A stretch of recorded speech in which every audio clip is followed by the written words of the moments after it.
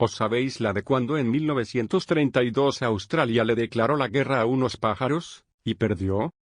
Yo ya os conozco, y queréis que empiece hablando de los pájaros, pero antes os tengo que contar toda esa movida del contexto histórico. La historia empieza con el final de la Primera Guerra Mundial, que es como la segunda pero no en plan de que Spielberg te haga una peli. Tras la guerra, el gobierno australiano dio a muchos veteranos tierras en el oeste de Australia para que tuvieran su granja de pin y pon. Suena muy bien, pero en la mayoría de casos tener tierras ahí era como cuando por Navidad te regalan calzoncillos, porque era un páramo. ¿Sabéis qué era una puta mierda también? La Gran Depresión del 29. El gobierno les dijo a los granjeros de ahí que tenían que plantar trigo. Suculento y delicioso trigo. Pero vamos que da igual porque a estos tíos les prometieron unos subsidios que no llegaban nunca.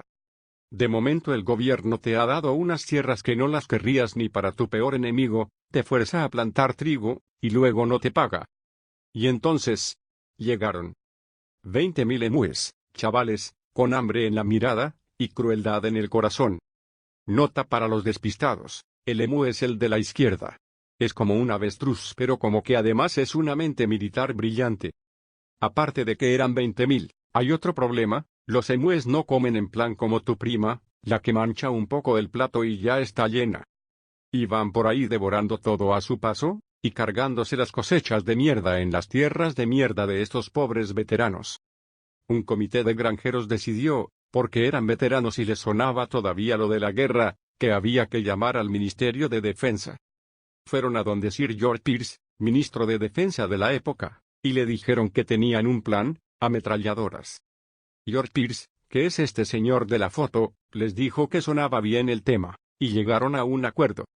Les dijo que no les iba a dar ametralladoras a los granjeros, lo cual tal vez hubiera sido mejor, y las usarían soldados.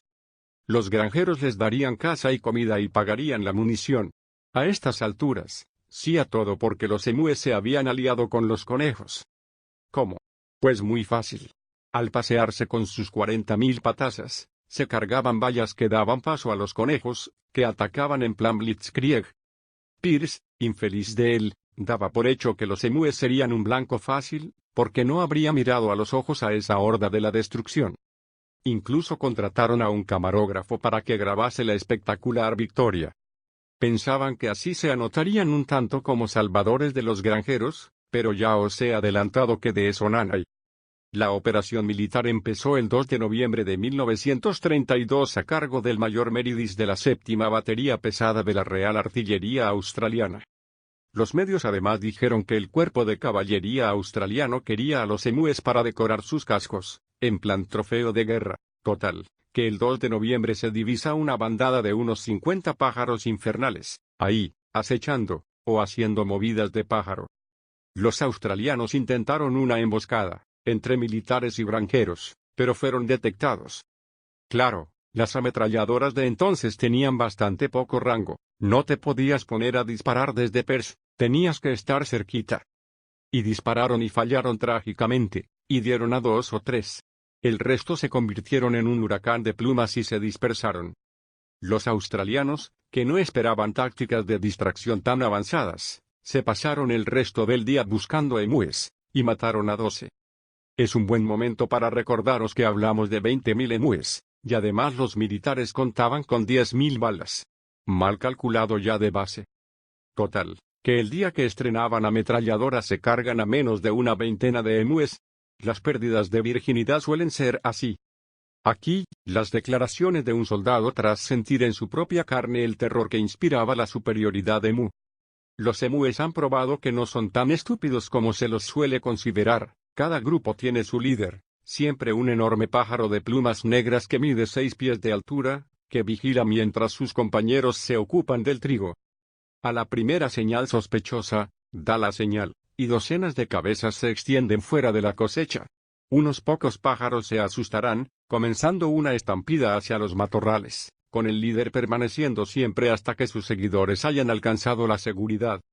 Los australianos, tras su humillante despliegue inicial, sacaron su arma secreta, camiones con ametralladoras. Claro, el plan en tu mente y en la mía es de puta madre, Tú ahí al más puro estilo Mad Max ametrallando emúes mientras suena Sabaton. El tema es que los emúes eran más rápidos que los camiones, eso y que la suspensión hacía que dispararan en plan Michael J. Fox. No solo eso, de entre las filas emú se alzó un mártir que tras ser atropellado quedó atascado en el camión y este se chocó contra una valla. Para más risatada, un detalle es que en los informes oficiales del mayor Meredith destacó que los australianos no sufrieron bajas. Para el 8 de noviembre habían gastado 2.500 de sus 10.000 balas, y mataron 200 emúes. Yo soy de letras, pero son un porrón de balas por bicho. El mayor Meredith pronto vio que los emúes eran un enemigo formidable. ¿Os acordáis del mártir del camión? En su cadáver había 5 balas. El mayor Meredith dijo lo siguiente sobre los emúes, diciendo que eran como tanques pero en pájaro. Si tuviéramos una división militar con la capacidad de carga de bala de estas aves, se enfrentaría a cualquier ejército en el mundo. Podrían enfrentarse a las ametralladoras con la invulnerabilidad de los tanques. Son como los zulúes, a quienes ni siquiera las balas Dum Dum paraban. ¿Sabéis qué pasó al final? Que tocó época de cosecha de lo poco que habían dejado sin comerse los emúes, y ya no quedaba trigo. Tras su victoria total, se dispersaron como una neblina misteriosa, y se marcharon por ahí, a reproducirse y parecer dinosaurios. Los granjeros volvieron a pedir ayuda militar en 1934, 1943 y 1948, pero se rechazó porque el ejército vio que el enemigo era imparable. A lo que sí accedió el ejército fue a suministrar munición a los granjeros, que demostraron ser mejores que el ejército una vez más. En 1934, en 6 meses los granjeros mataron más de 57.000 emúes. Pero incluso así, en este mapa veis en rojo las zonas de Australia que siguen llenas de emúes. La conquista es casi total. Además, el emú es junto con el canguro el animal nacional de Australia, lo cual deja bien claro quién es el dueño de la nación realmente. Quiero terminar este hilo dedicándoselo a las más de 57.000 víctimas del genocidio emú, asesinadas por el colonialismo. Never forget. Espero que sea real porque pienso citarlo en clase mañana XD. Lo es. En el hilo están hasta las imágenes de la época. ¿Probaron con un espantapájaros? Caras llorando de risa. Hombre, las bichas miden casi 2 metros, y vas a necesitar un espantapájaros hermoso. Los datos de la Wikipedia son de traca. Caras llorando de risa. Resultado: retirada, ineficacia al contener la plaga. Beligerantes: Australia, emus. Comandantes: Sir George Pierce, GPW Meredith. Fuerzas en combate: Real Artillería Australiana, 20.000 emus. Bajas: 0, 3.486. He muerto de risa. Jajajajaja, genial historia. En serio, ojalá hubiese sido mi profesor de historia. Igual habría aprobado la asignatura y todo en su momento XD.